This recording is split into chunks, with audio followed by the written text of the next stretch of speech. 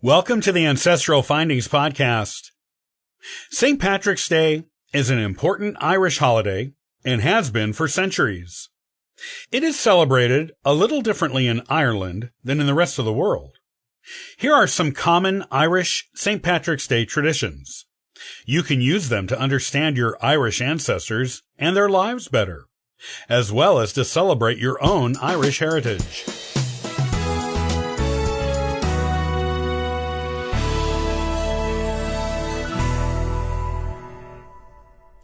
St. Patrick was a real man who lived in the 400 ADs and is the patron of Ireland. Each year on the supposed date of his death, March 17th, Irish and Irish descendants around the world celebrate his life and all he did for Ireland.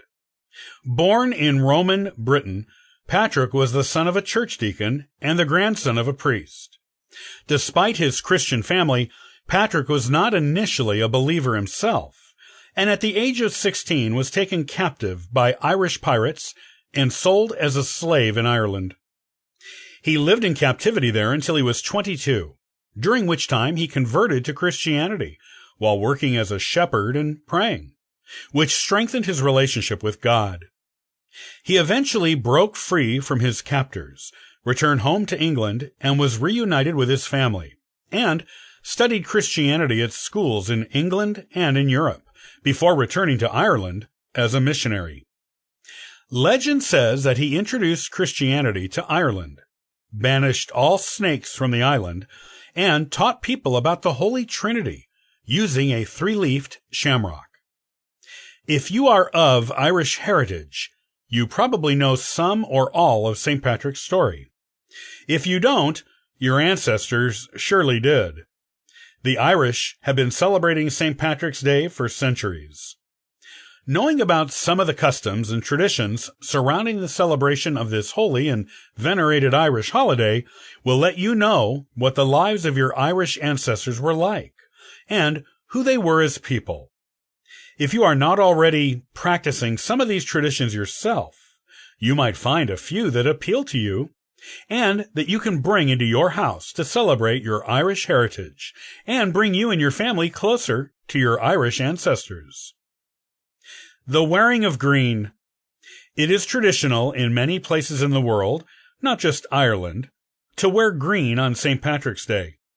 Since Ireland is known for its lush green scenery and is called the Emerald Isle because of it, wearing green is viewed as a way to celebrate one's Irish heritage, or to be Irish for a day, if one has no Irish heritage.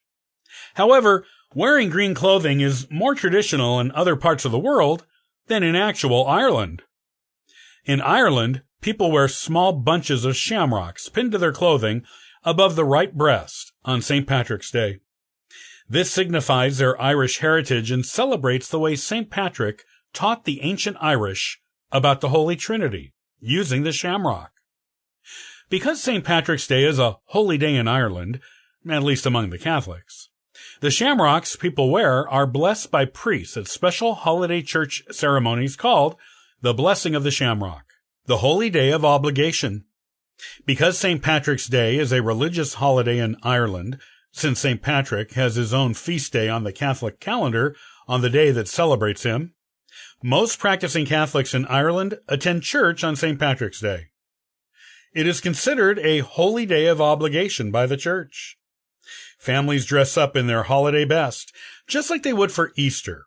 They pin their shamrocks to their clothing and go to church together. After church, families return home and have a special St. Patrick's Day dinner. It usually consists of some kind of roasted meat and boiled vegetables, along with mashed potatoes. After dinner, families usually watch St. Patrick's Day parades from around the world on TV together. Abstaining from drinking. It was illegal for pubs to be open on St. Patrick's Day in Ireland until the late 1970s, because of the holiday's religious nature. They are allowed to be open now, but this relatively recent prohibition seems quite at odds with the way Americans and other nationalities celebrate the holiday, with lots of beer. Many Irish devout still abstain from alcohol on St. Patrick's Day. A few pubs in Dublin and other larger cities serve green beer on St. Patrick's Day, but it is mostly to please foreigners who are visiting Ireland on the holy day. Green beer is generally a phenomenon found in St. Patrick's Day celebrations in other countries. Parades and festivals. While parades are a popular way for the Irish to celebrate St. Patrick's Day now, the St. Patrick's Day parade did not originate in Ireland. Instead, the first St. Patrick's Day parade was held in New York City in 1766.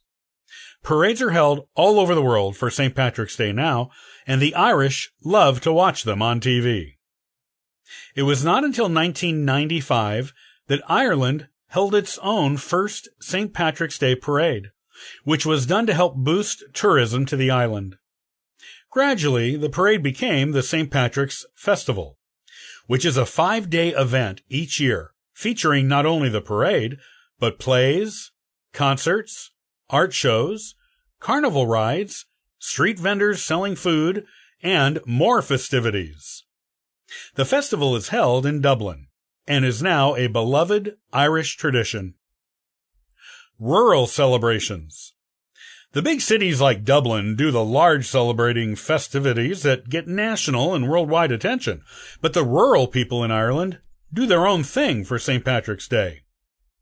The rural celebrations are much less commercialized and more in tune with the traditional celebrations of long ago. After church, families come home to have their special St. Patrick's Day dinner. And yes, corned beef and cabbage is one potential meat and vegetable combination they may enjoy. After that, what they do becomes a bit different from the city folk. The rural Irish, especially the families who still speak Gaelic, usually indulge in some friendly horse racing after dinner, and many of them gather with their extended family or neighbors to enjoy singing traditional St. Patrick's Day songs and to do traditional dances that go along with them. St. Patrick's Day was an important religious holiday to your Irish ancestors, and it is still important in Ireland today. Knowing how your ancestors celebrated it and how it is still celebrated in Ireland is a wonderful way to get to know your Irish ancestors better and to celebrate your Irish heritage. This St. Patrick's Day, let your Irish flag fly proudly.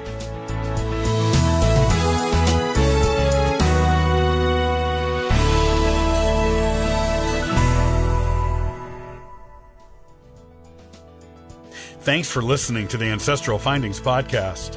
For free resources to help you in your genealogy research, you can visit ancestralfindings.com. Happy searching!